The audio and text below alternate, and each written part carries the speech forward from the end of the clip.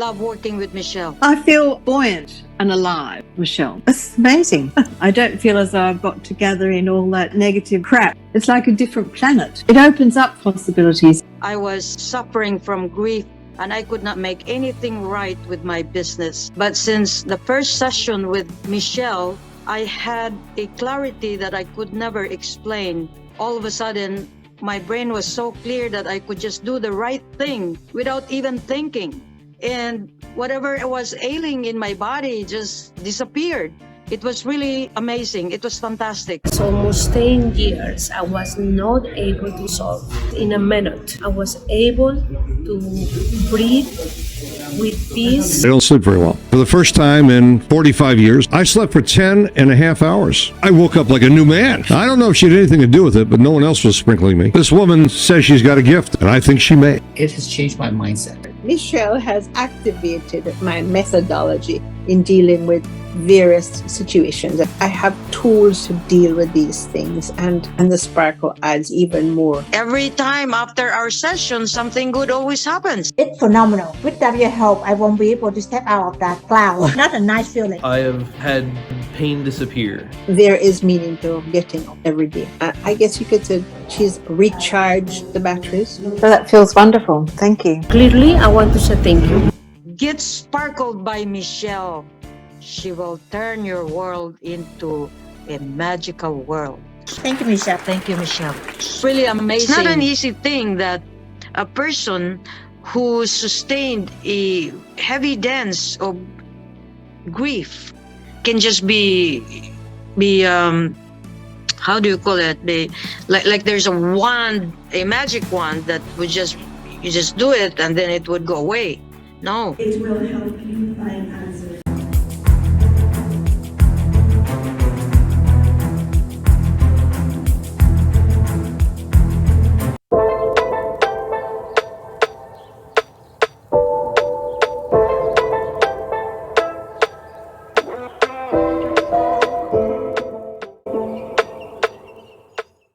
So here we are at the 6th episode of the Sparkle Experience Show, and with me tonight I have Dorel Samoila, who is a financial advisor with R.E.A.L Financial Group here in Edmonton.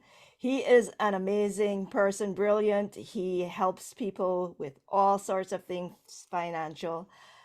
He has a passion and a love of reaching out and sharing his all the wealth of knowledge he has in how to look at finances, how to even make it as a business.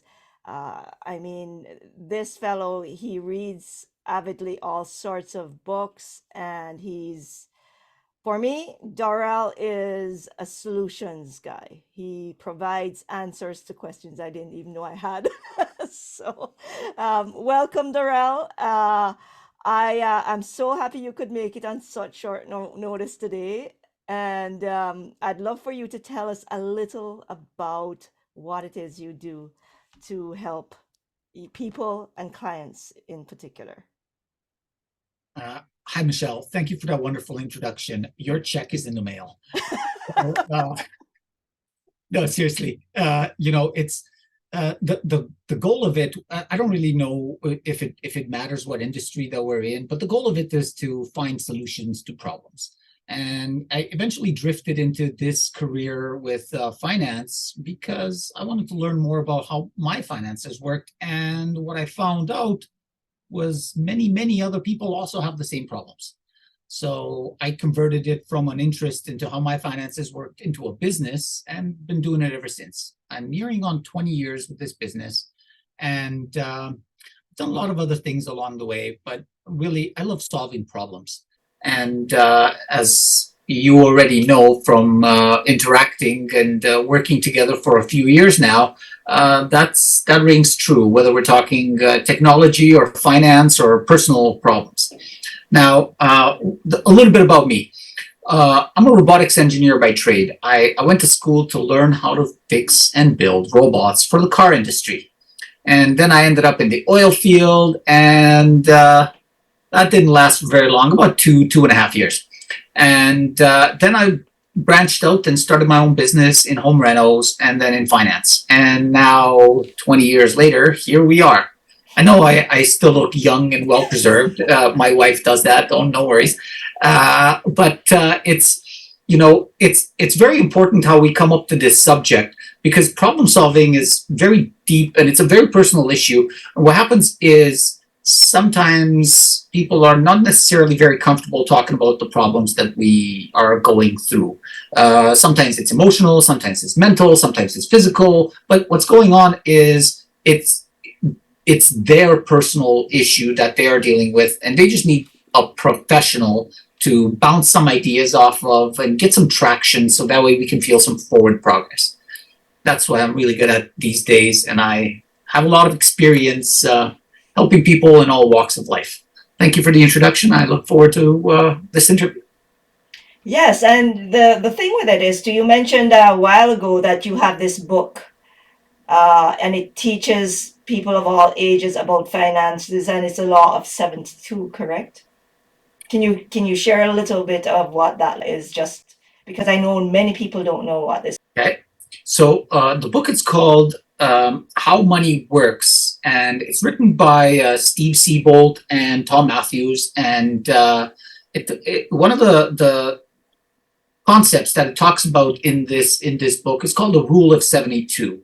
And basically what it is how quickly our money doubles in the investments or in the debt world. So just to understand that clearly, divide the interest rate that you are getting or paying on some loan or on investment into 72. And then the answer is how many years it takes for your money to double.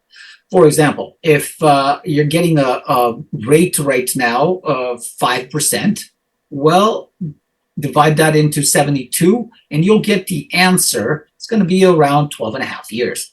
So that means in about 12 and a half years, you can double your money.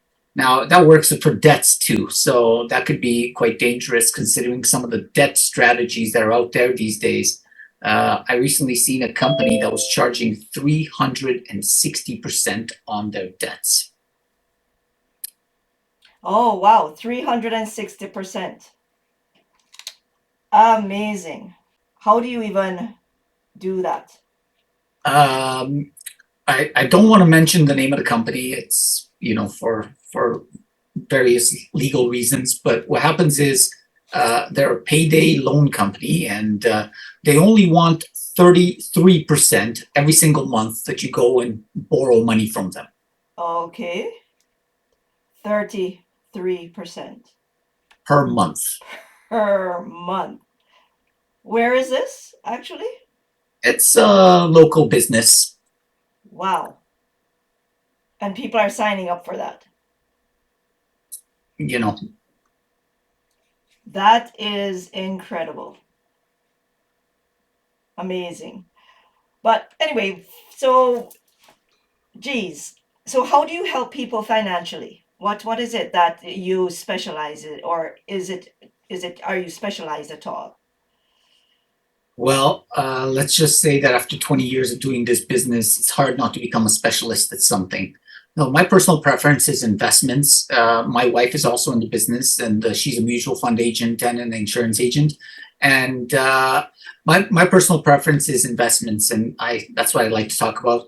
But what I specialize in is helping people find solutions, specifically money or other money blockage problems. Most of the time, it's not really the fact that they're not making enough money. It's the fact that the payments are going to the wrong things.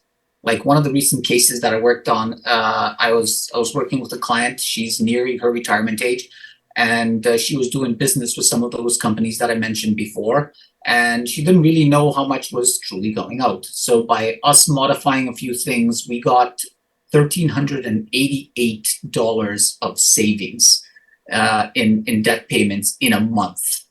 Wow. I don't know if that's a big deal to anybody, but it was a big deal to her. And she's ever so grateful for being able to redirect those funds to actually be paying down the principal and do some real changes to her debts, rather than just paying on these interests to these companies that she didn't really understand what the terms were. But of course, she was making the payments on time. Wow, that is incredible. And just that one call? one visit? That's I mean, really, it's a process. It's not something that I could just wave a magic wand over somebody's finances and ta-da, the magical finance fairy just fixed your finances. It doesn't work that way. It's a process. So this process took over 3 months, and it was about 4 different meetings, and there's some steps involved along the way. But what happened is this was the final result, and another satisfied client is the ultimate win for them and for us. Because that's for sure. So let's talk about, change the subject a little. Let's talk about your sparkle experiences. Which one? Go ahead. Which one? Okay, the one with, I think the first one was with the mold. I remember that. Why, that was years ago now, and you were not feeling well and you couldn't figure it out, and you were sick all the time.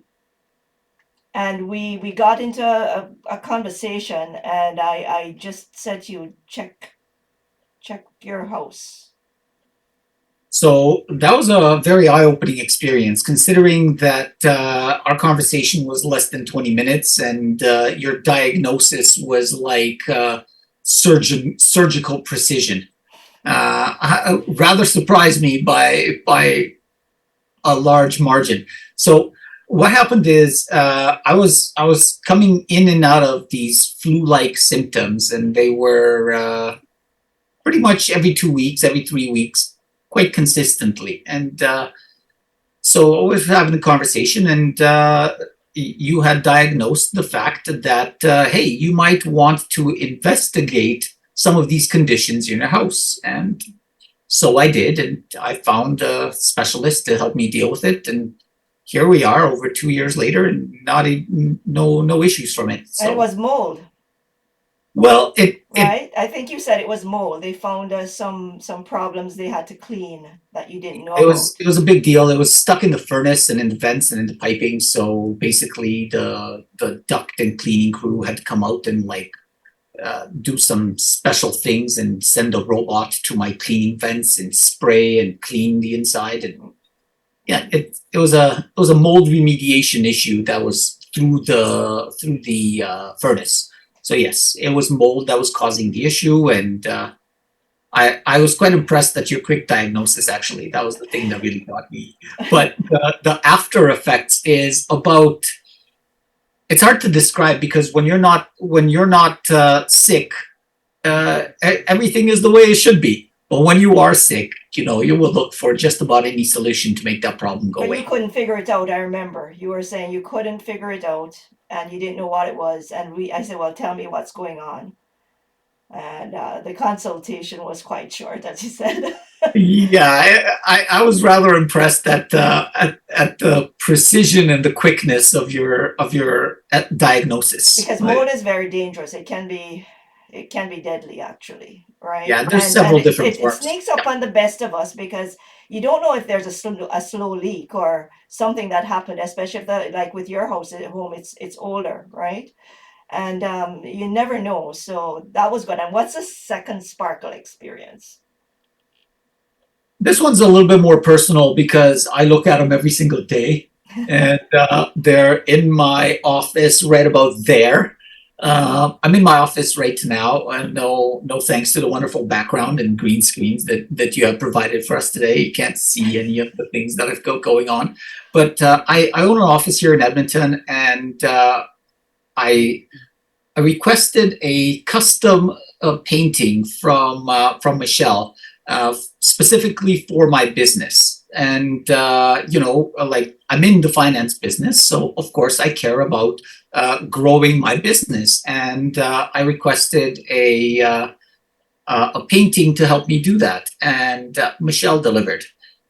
So much so that I've sent her referrals and clients and people to look at her business again and again and again. And I even sponsored your book because of that. So I still have copies of that book in my house. I'm constantly handing them out to open-minded people that are looking for this type of a change. But basically, I got I got very immediate, quick, actionable results on my business because of that painting.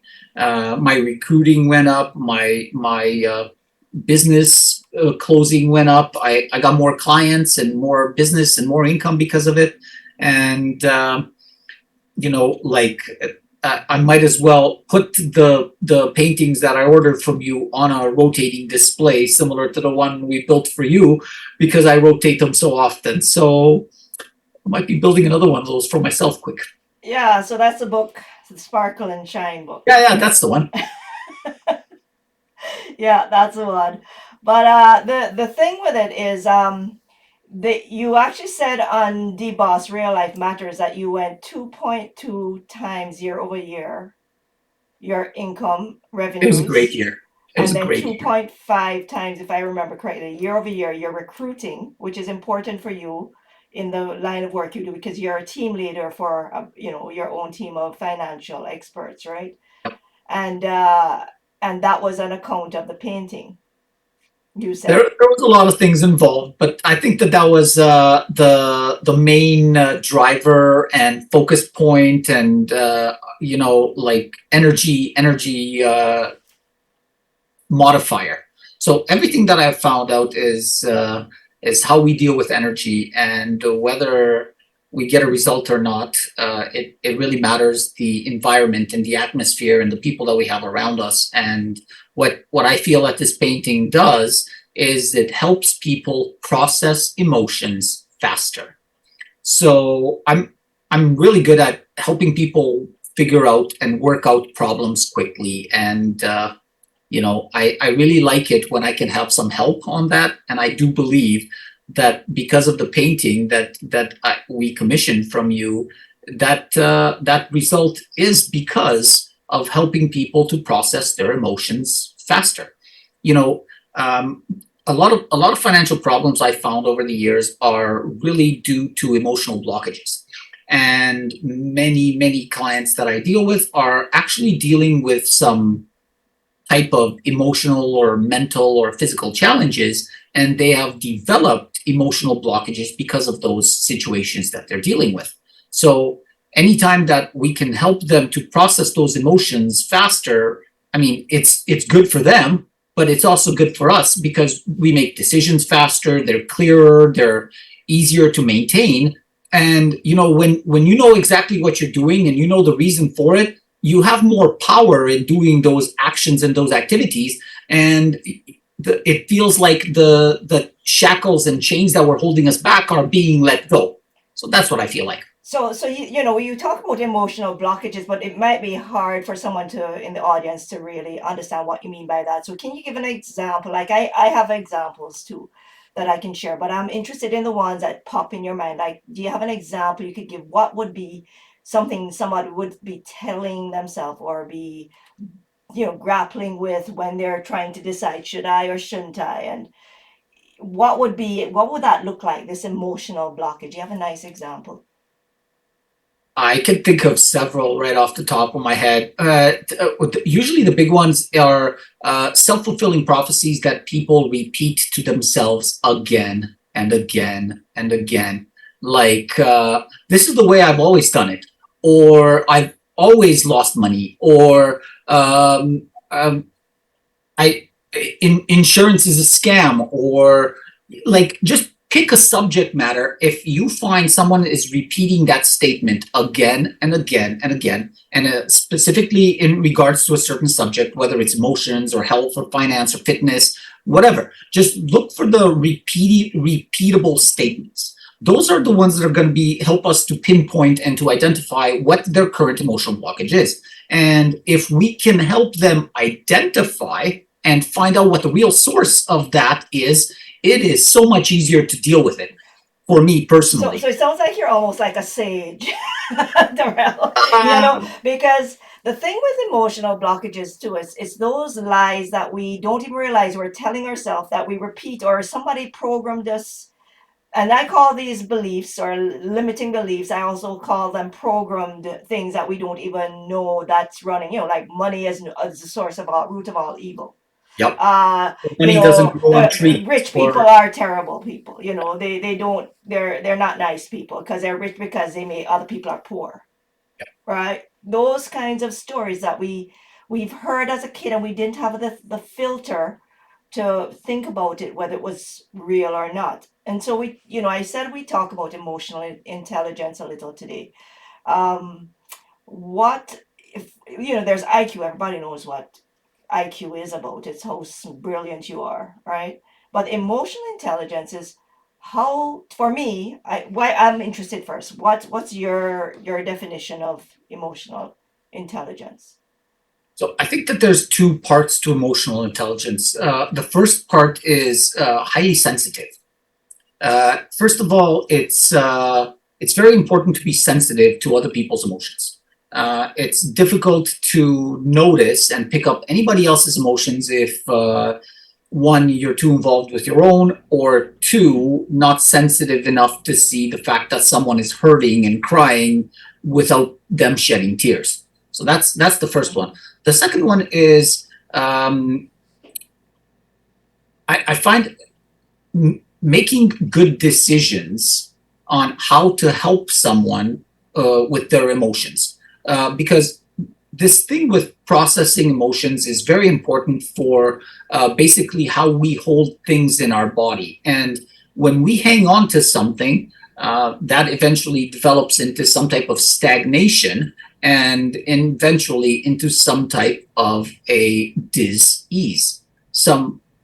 It's something that's not easy within the body. And that's where physical problems, the majority of psychosomatic illnesses are caused by emotional illnesses. It could be physical as well, actually. Absolutely, absolutely. Physical stress that is caused emotional stress and then backfires and causes even more physical stress. Actually, not only stress, it causes physical disease, like cancers, all that stuff. They're rooted in emotional. Funny that we're talking about this, because the recent report I read said a very large percentage of illnesses around the world are caused by psychosomatic induction. Basically, we think those things into existence in our own body. Right. And I was mind blown by how large the percentage is. Well, one of my mentors, Joel Bauer, my mentor actually, he says you can will yourself to live. You can also will yourself to die. And if you get the death sentence with a diagnosis and you believe it, hey, I love these people. They listen to the doctor, and in X number of months or whatever they're given, they're gone. So the mind is a very important thing. And emotional intelligence for me, I'm really happy you mentioned all those things because I didn't have to say it. And don't worry, that was not coached. It's not like you told me we didn't these things beforehand. No, we didn't have time actually. But it's interesting you said that, because emotional intelligence for me is one, yes, having that feeling for someone else, the person in front of you, understanding where they are, even if, as you said, you put it in a really nice way. They're crying, but they're not crying so you can see them, but you can feel it. And a lot of us don't feel it, and I never used to feel it. I was never always this way where I sense energy. I used to be the corporate, 30 years corporate. Give me the data, stay away from me. I don't, that healing thing, forget it. Stay away. I don't want any of that energy stuff. That was me. I hate to say it, but it's true. It's really true. And the thing with it is that, we shut ourselves down because we get hurt and we clamp in and the heart goes solid. We shut our heart in and we lock it down hard so we never get hurt again. But at the same time, it closes us off from revealing our full potential. So if emotional intelligence, in my mind, is that ability to feel and sense, but it's also the ability, and I call it, and people in my circle and in my program, my mentorship program, I call it being the CEO of you. So in my world, what that means is you are able to, without effort, just have something happen to you and not be in a react mode. It's just, oh, it happened. It could be the worst thing under the sun, but it's just, oh, it happened. I have to deal with it. no emotion, no, anger, no frustration, no stress. I'm not saying I'm perfect, but what it does is you are able to stay in that sense of being out of, your happy place for little time, less and less and less and less and less and less, until most things don't bother you, because you can literally be really there of free will, able to make a decision and not be pulled left or right, because you can just see it, you have the clarity, you don't have those emotional blockages you're talking about, because you're not feeling, oh, there's a scam, or because you have that sense, that knowing, because when you open your heart and you start to acknowledge your own divine strength and your power and your light within you and the love within, you open it up to receive and give love, then what happens is you're able to connect to what is true, because the heart knows it. Yeah, you know that, right? Your heart knows the truth. So my personal experience with this is very interesting. That all sounds absolutely good and fine and dandy up until you get to a certain subject where you are really passionate about and it is highly important to you, and then it doesn't go your way. Well, that is so much harder to control your emotions at that time than any other time. It is, but it is, where I find that difference is if it's someone else, other people, I'm able to maintain my cool or get over it fast, get back from the reactive to the response, to be able to respond and not react almost instantaneously, except when it comes to family. That's a really good point. Okay, because Somehow family I has know embedded genetics. It has embedded patterns, the habitual things, the tonality, all of that stuff, right? The all the dynamics around it that is already embedded and programmed hardcore from when you're little. So family stuff tends to be the thing that really sometimes I just, it gets me, and I'll say something and then I'll retreat, right?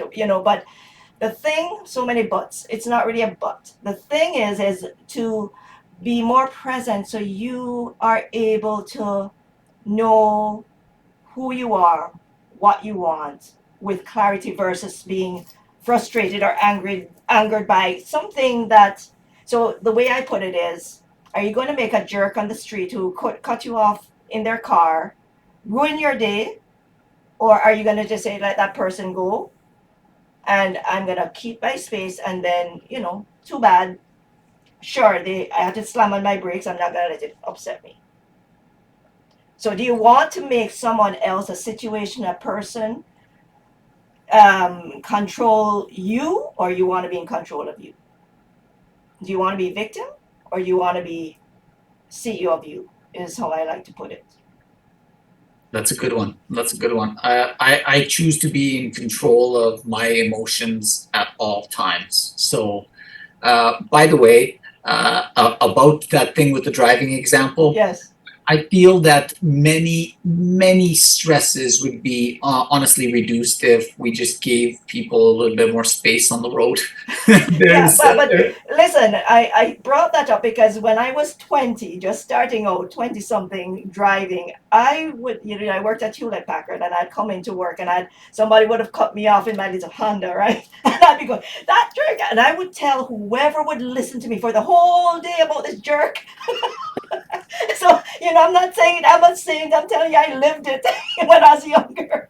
But hopefully over the decades, I've got, wiser with age. But, I know it happens. I know people who do it now, and they don't even realize they're doing it because it's so habitual. It's like a switch. And then and it will take them away, and they could have been the most calm person driving.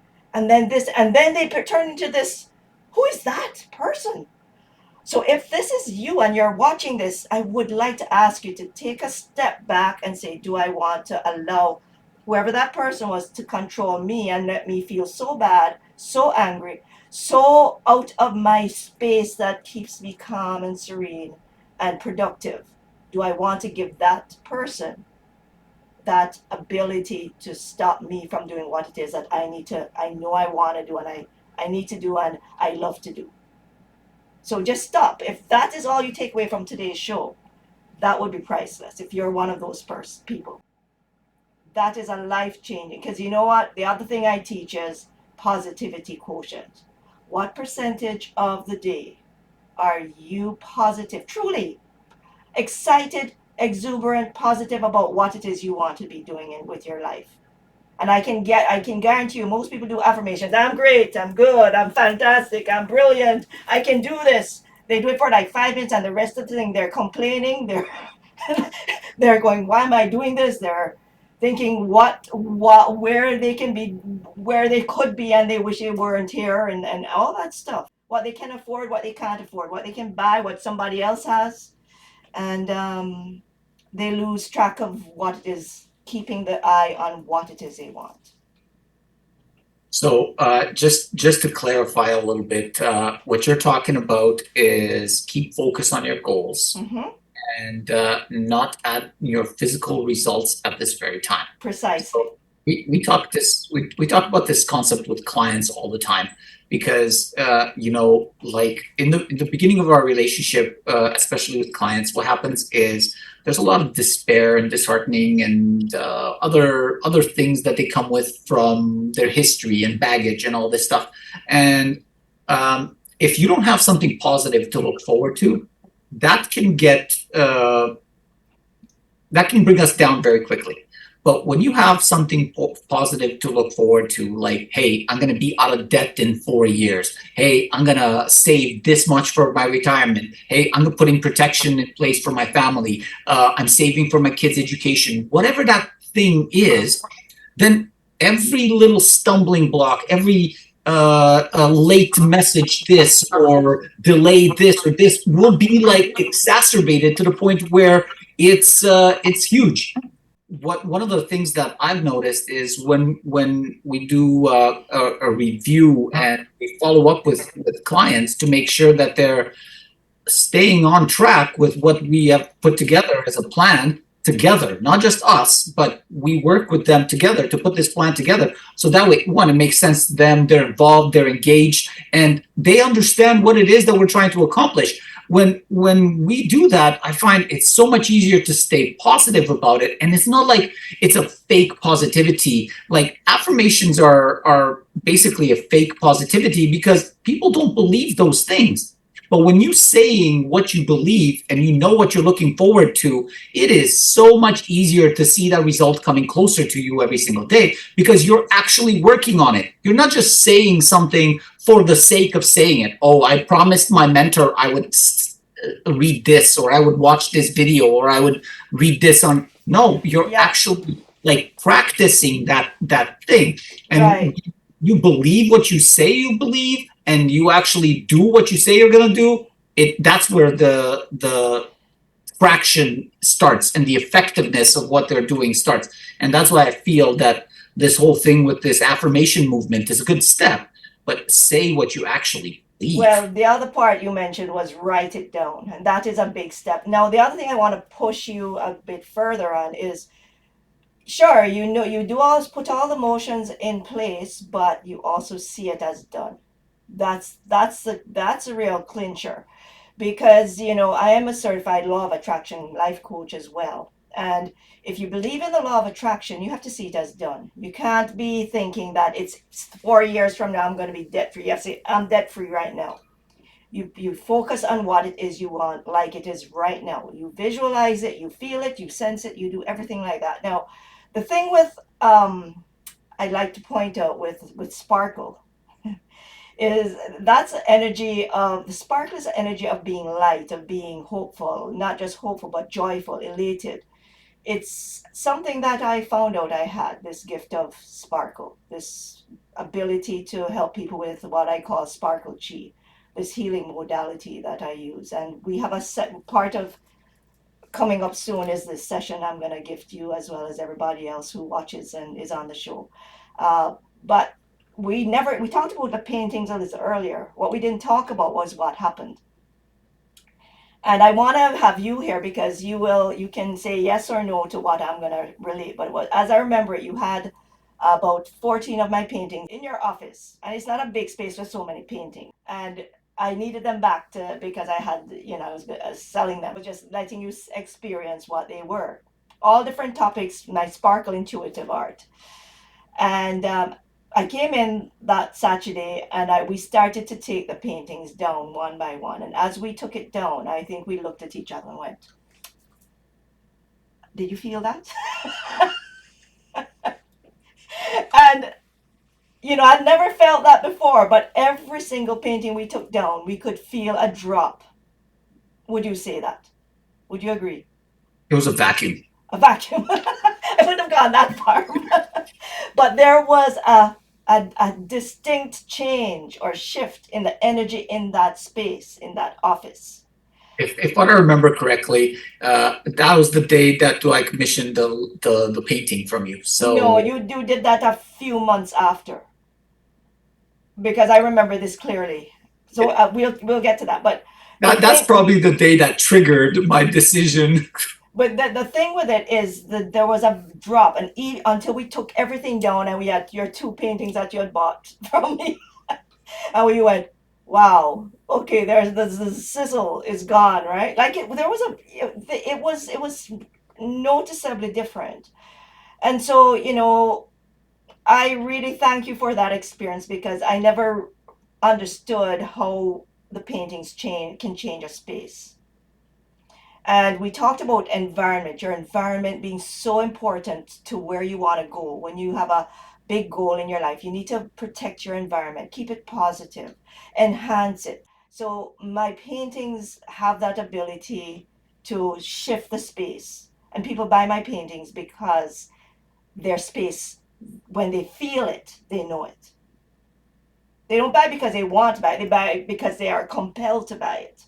And so the thing is, I was driving home one day and I decided, you phoned me up and you said you want to buy a paint, your commission. And I said, why? And you said, so I have all these people, I can't believe the number of clients coming in. You may remember it now when I tell you this part. And you said, but they're not. I said, what? Yeah, they're not buying anything, right? And you said, no, they're not, I'm not making this. So I said, oh, so you want to commission me to with all these things, overcome objections, amazing affiliations, heartfelt referrals, amazing, what else, totally satisfied, delighted clients, right? Paying clients, and all these other things. I think I had 5 more things. And he said, yeah, all of that. So I said, okay. And I delivered you the painting on the 23rd of December.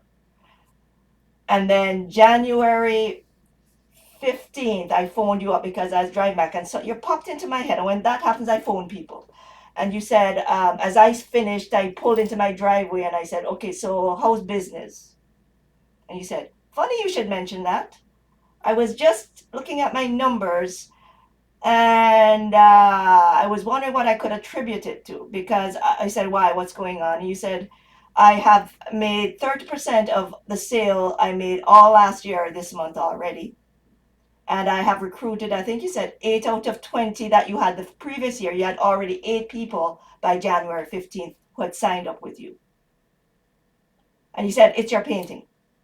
And I said, it's your painting, you said. No question.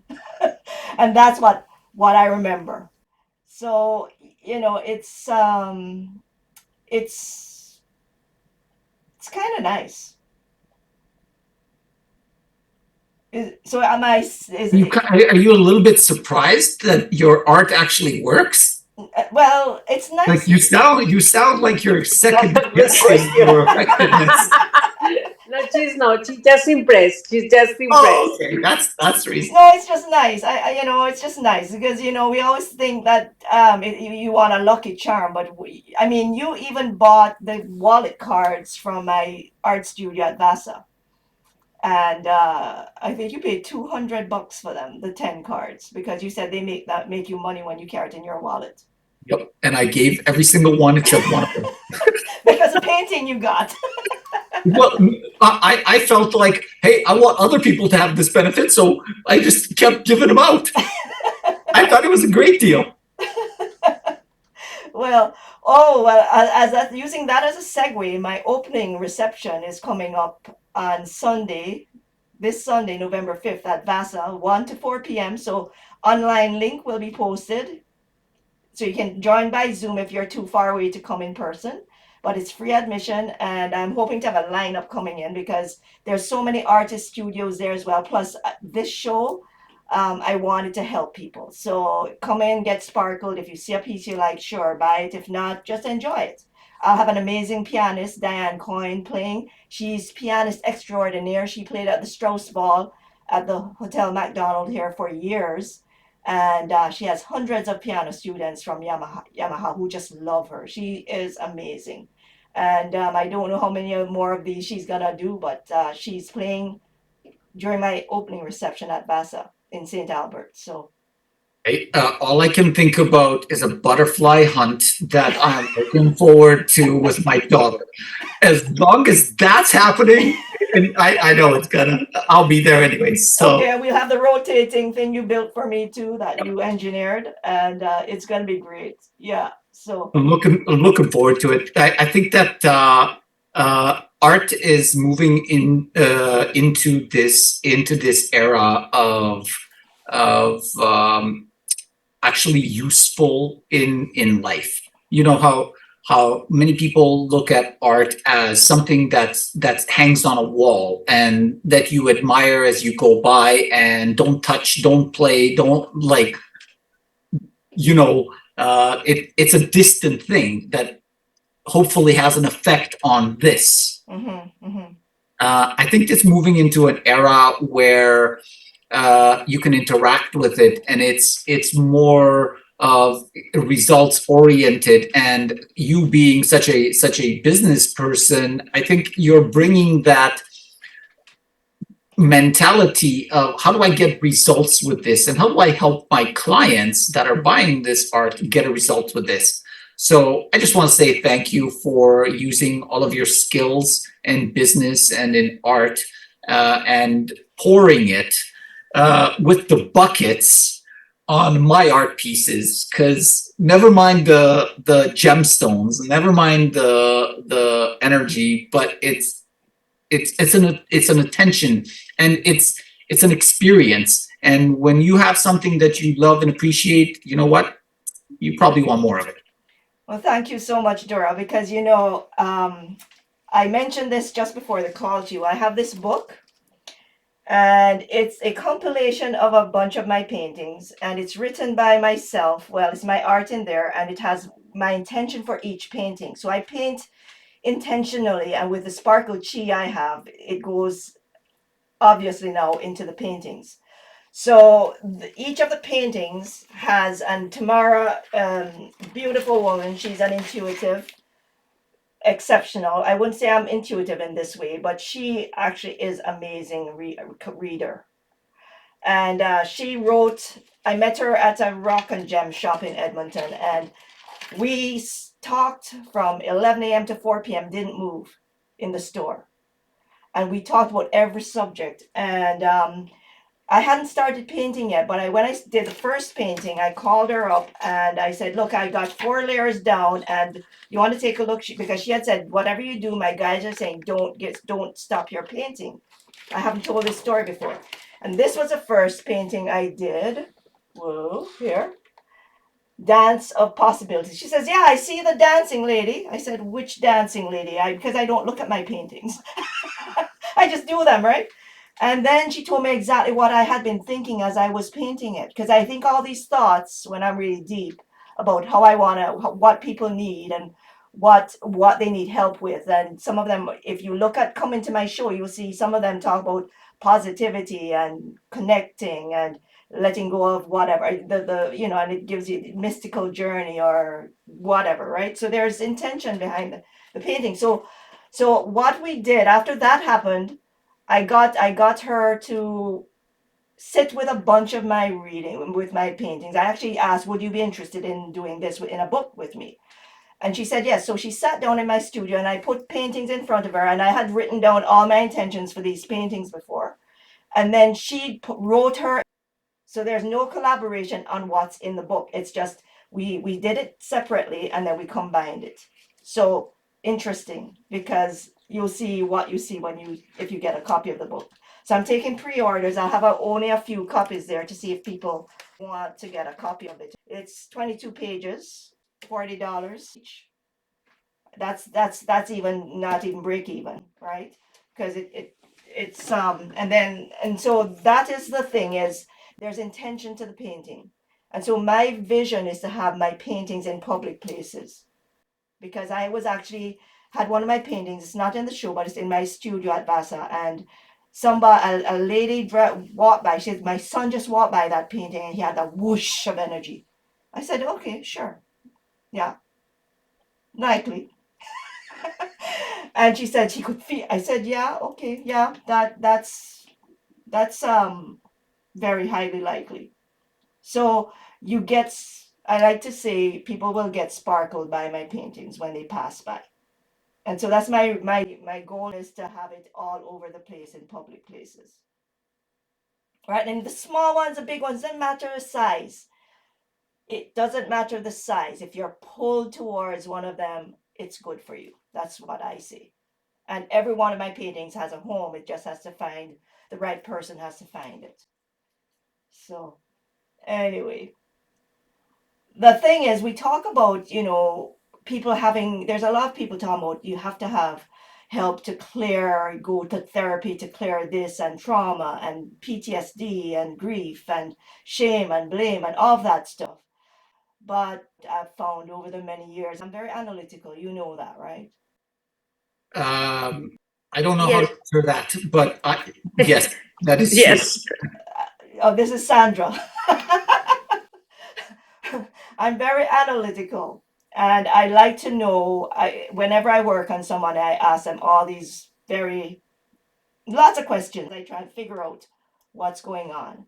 And over the years, what I've discovered is, with Sparkle, 95%, maybe even more, come away feeling lighter, clarity. They're in a Zen space. They don't have any worries anymore. And then life happens, so they may need another session.